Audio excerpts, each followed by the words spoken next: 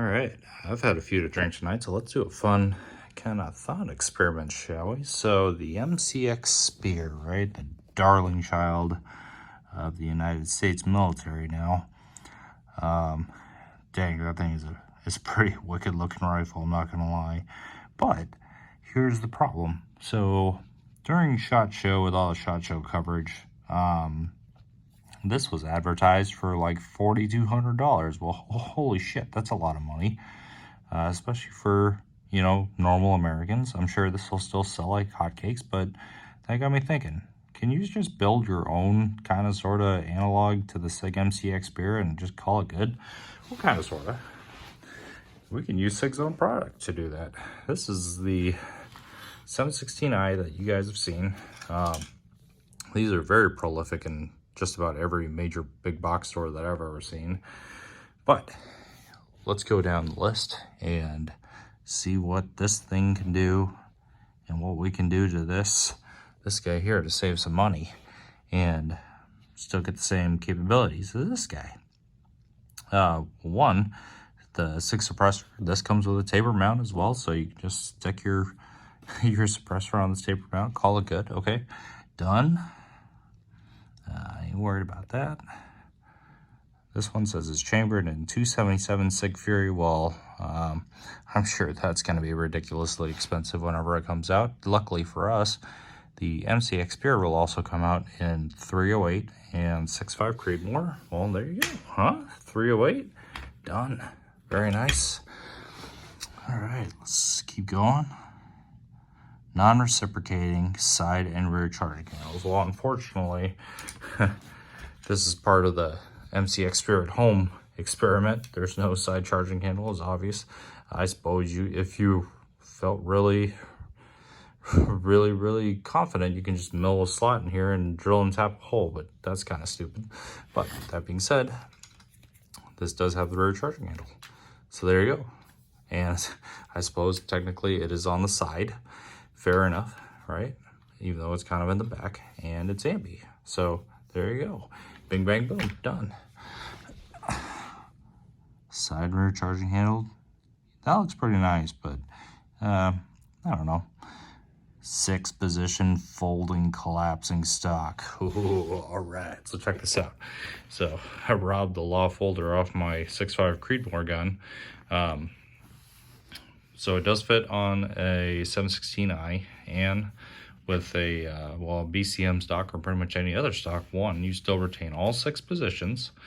And if I can fiddle this correctly, which I won't be able to because the button's really small. Boom, huh? Look at that. Folded, bam. I know someone's going to comment on this video, well, you can shoot the Sig Spear folded. Well, technically you can too with this. You're just probably going to get 1 round out of it, and maybe you'll break some other stuff too, but technically speaking, you can do it. So it counts. But actually, this is not too bad. You know, doesn't really add, well, I mean, it adds a significant amount of width. I'm not going to lie to you there, but if you guys haven't seen these law folders, they're really cool. Folding stock to any gun, and I mean, obviously, the color is kind of off because I stole this off my flat dark earth gun, but hey, you know, the QD slinks will still work, and then you still get an additional one on the bottom. So hey, perfect. So yeah, that's all done. Pretty cool. What else you got here? You got a video, yada yada. Yeah, but essentially, I mean, it's still 8.5 pounds. All that's the same. So, I mean, what are you really getting in a Sig MCX except for a piston system, to be honest? I hate to say it, but there is a utility part of this. Buying a $1,400 AR-10, essentially, sticking some Sig stuff on there and maybe like a Surefire Scout like I did, and throwing a law folding adapter on there. I mean, maybe it costs you $2,500 at most. But I mean, you get all the same utility. You know, you get your folding stock, you get your ambi selector, you get your ambi magazine release. You don't get your cool bolt release flicky switch on this side, which is fair. Okay, never said this was perfect. You get a forward resist position that's not, you know, butted up here, and this isn't made out of polymer in one piece, so fair. I guarantee you this will probably retain lasers a lot better than the Sig one. And then for those of you that might say like, hey, well, you can quick change barrels with the Sig. I guess it depends on what you're trying to do. When I owned a Sig MCX, I never changed that barrel because I was too poor to actually afford extra barrels. And without an SBR tax stamp, it's pretty hard to do anything but keep a 16-inch or cut and pin and weld it to 14.5 and call it good. So, I don't know.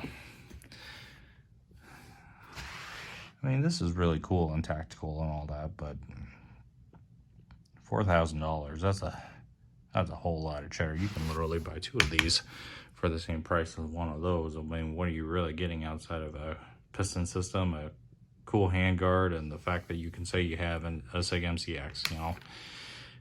I mean, I'm not going to dash your dreams if that's what you want to do, but I think you can do, like I said, quite about the same amount of effort or the same amount of capabilities for a whole less money, and you can probably do a little bit more with this than you could do with that thing, unless that thing can also convert calibers down to your intermediate calibers like 6.8 SPC, 5.56, 7.6239 to match with the Spear LT series. Now that is something completely different that this guy can't do. But until we see that in the Sig Spears, I don't know, you know, you gotta be a little content with stuff. I think you can get plenty of capability out of a 716 with just a law folder, but who knows? Just rambling now because it's late, I'm tired, and I'm a little boozed up. So let me know what you guys think. Like, comment, subscribe, not surprise. Do what else you gotta do. But yeah, thanks for subscribing to my subscribers that actually watch my stuff. I know I don't have the best videos on earth, but you know, I try. So, all right, see you guys.